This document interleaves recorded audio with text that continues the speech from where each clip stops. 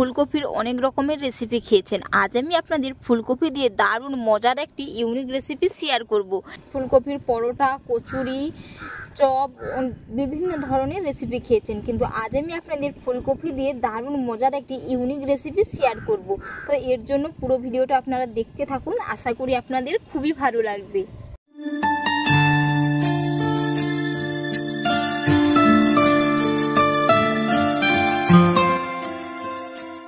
ফুলকপির এই ইউনিক রেসিপিটি বানানোর জন্য সবার প্রথমে আমি উনুন জেলে কড়াই বসিয়ে দিলাম। তো কড়াইয়ের মধ্যে আমি দিয়ে দেব 2 গ্লাস মতো জল। এবার আমি ওই জলের মধ্যে দিয়ে দিচ্ছি 1/2 চামচ লবণ। তো জলটা খুব ভালো করে গরম করে নেব।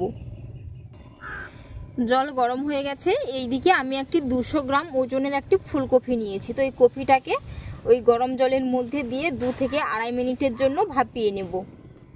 এবার আমি একটি ঢাকা চাপা দিয়ে দেব, দিয়ে ভাপিয়ে নেব।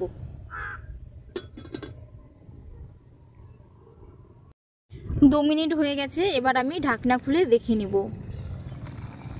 এই যে কপিটা খুব সুন্দরভাবে কিন্তু হয়ে গেছে। তো এর থেকে বেশি আমি কিন্তু এটা সেদ্ধ করব না, জাস্ট কপিটা পরিষ্কার করে নেওয়ার জন্য এখানে কিন্তু আমি 2 মিনিটের মতো ভাপিয়ে নিয়েছি এবং হালকা যাতে সফট হয়ে যায়। এবার এটা আমি তুলে ঠান্ডা জল দিয়ে পরিষ্কার করে ধুয়ে নেব। এই যে এবার আমি ঠান্ডা জল দিয়ে ভালো করে পরিষ্কার করে ধুয়ে নিয়েছি। এবার আমি এটা জল থেকে ছেঁকে তুলে নেব। এবার আমি ছোট ছোট করে ফুলকপিটাকে টুকরো টুকরো করে কেটে নেব। এরকম একেবারেই ছোট ছোট করে কেটে নিতে হবে। আপনারা চাইলে ছুরি কিংবা বটি দিয়ে কেটে নিতে পারবেন। তো এইরকম করে ছোট ছোট করে কেটে নেব। সমস্তগুলো একসাথে কেটে নিচ্ছি। তো বন্ধুরা, আপনারা কে কোথা থেকে রেসিপিটি দেখছেন অবশ্যই কমেন্ট করে জানাবেন, এবং আজকের রেসিপি যদি আপনাদের ভালো লেগে থাকে অবশ্যই একটি লাইক করে দেবেন। আর বন্ধুরা, পুরো ভিডিওটা দেখার জন্য আপনাদের অসংখ্য অনুরোধ থাকলো। তো আশা করি আপনাদের খুবই ভালো লাগবে। একেবারেই কিন্তু একটি ইউনিক রেসিপি। এরকম করে ছোট ছোট করে আমি কেটে নিচ্ছি। একেবারেই ছোট ছোট করে পিসেস করে নিয়েছি। এবার আমি একটি মিক্সিং জারের মধ্যে কপিগুলো দিয়ে দিচ্ছি।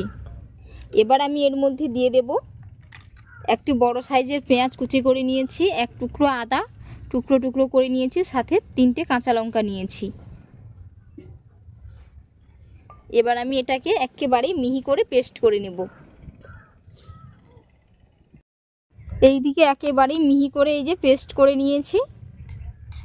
এবার আমি একটি মিক্সিং বোলের মধ্যে দিয়ে দিচ্ছি এখানে আমি 1 কাপ চালের গুঁড়ো। এবারে এই কাপের মাপ করে দিয়ে দেব 1 কাপ বেসন। আপনারা চাইলে এখানে 1 কাপ আটাও অ্যাড করতে পারেন।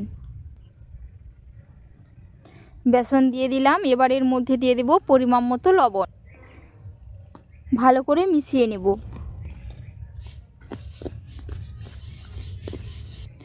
মেশানো হয়ে গেছে। আবার আমি উনুনের মধ্যে কড়াইটা বসিয়ে নেব। কড়াইয়ের মধ্যে দিয়ে দিচ্ছি আমি এখানে 1 চামচ সরষের তেল। আপনারা চাইলে এখানে কিন্তু সাদা তেলও অ্যাড করতে পারেন। ওই তেলের মধ্যে দিয়ে দিচ্ছি কয়েকটা গোটা জিরে। এবার দিয়ে দেব ঠিক একই রকমভাবে কয়েকটা কালো জিরে। তো বন্ধুরা, আজকের রেসিপিটা কিন্তু আমি একেবারেই অল্প মশলাতে বানিয়ে দেখাবো। এর জন্য এখানে আমি আর বিশেষ কিছু মশলা দিলাম না। এবার আমি ফুলকপিগুলো দিয়ে দেব।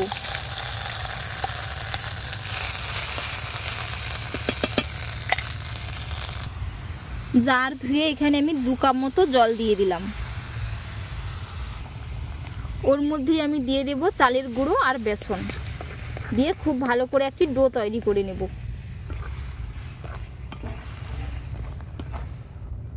চুলার ফ্লেমটাকে লো টু মিডিয়ামে রেখে অনবরত নাড়তে চাড়তে খুব সুন্দর করে একটি ডো বানিয়ে নেব। খুব সুন্দর করে একটি ডো রেডি হয়ে গেছে। এবার আমি এটা কড়াই থেকে তুলে নেব। তুলে এটা ঠান্ডা করে হাত দিয়ে খুব ভালো করে ঠেসে একেবারে স্মুথ ডো বানিয়ে নেব।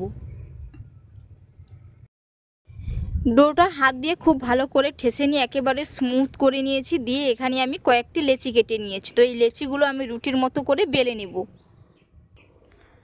অল্প করে একটু চালের গুঁড়ো ছিটিয়ে নিয়েছি। আপনারা চাইলে এখানে একটু ময়দাও ছিটিয়ে নিতে পারেন। তো এবার আমি এটাকে রুটির মতো করে বেলে নেব। হালকা হাতে প্রেস করে নিতে হবে। এটা কিন্তু খুবই সফট। তো বন্ধুরা, যেহেতু এটা আমি চালের গুঁড়ো দিয়ে বানিয়েছি, সাইডগুলো কিন্তু এরকম ফেটে ফেটে যাবে, ভয়ের কোনো কারণ নেই।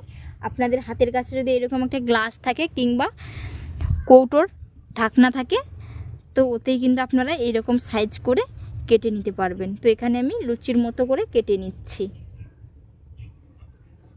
এরকম করে এক এক করে সমস্তগুলো কিন্তু বানিয়ে নেব।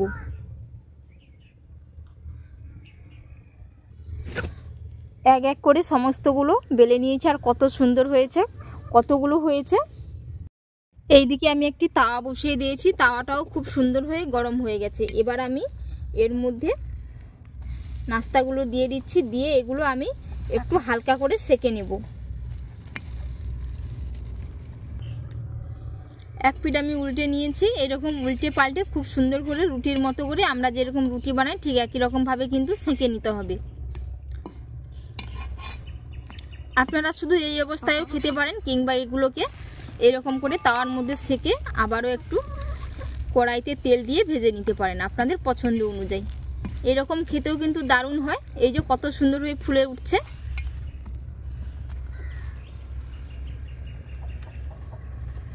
তো বন্ধুরা, যারা তেল ছাড়াই রেসিপি খেতে চাইছেন তারা কিন্তু এই অবস্থায় খেতে পারেন। তো এবার আমি এগুলো তুলে নেব, হয়ে গেছে। পরের ব্যাচগুলো ঠিক একই রকমভাবে তাওয়াতে প্রথমে সেঁকে নেব। বাকিগুলোও ঠিক একই রকমভাবে ভেজে নিচ্ছি, তাওয়াতে সেঁকে নিচ্ছি।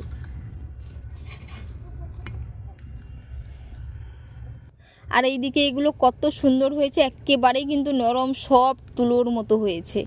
এবার আমি কড়াইয়ের মধ্যে তেল দিয়ে আরেকটু ভালো করে তেলের মধ্যে ভেজে নেব, একেবারে ডিপ ফ্রাই করে নেব।